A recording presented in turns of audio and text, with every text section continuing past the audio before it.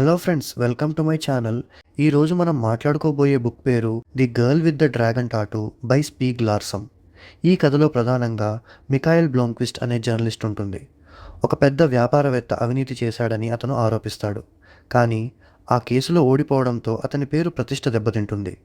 అప్పుడే ఒక ధనవంతుడైన వృద్ధుడు హెన్రిక్ వేంగర్ అతనిని ఒక విచిత్రమైన పనికి తీసుకుంటాడు. హెన్రిక్ తన మేనకోడలు హారియట్ వేంగర్ గురించి నిజం తెలుసుకోవాలని కోరుకుంటాడు.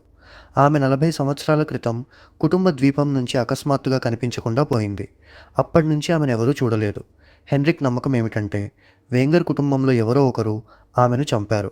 తాను చనిపోవడానికి ముందు ఆ నిజం తెలుసుకోవాలని అతను కోరుకుంటాడు. మిఖాయల్ పాత రికార్డులు, ఫోటోలు, కుటుంబ రహస్యాలు అన్నింటినీ పరిశీలించడం ప్రారంభిస్తాడు.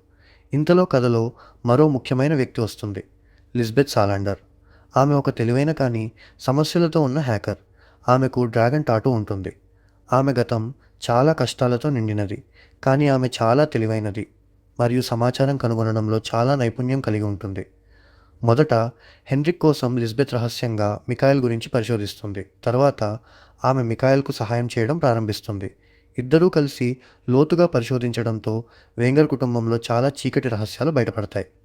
ఆ కుటుంబంలో చాలా సంవత్సరాలుగా మహిళలపై హింస మరియు హత్యలు జరిగినట్లు ఆధారాలు దొరుకుతాయి. చివరకు నిజం బయటపడుతుంది.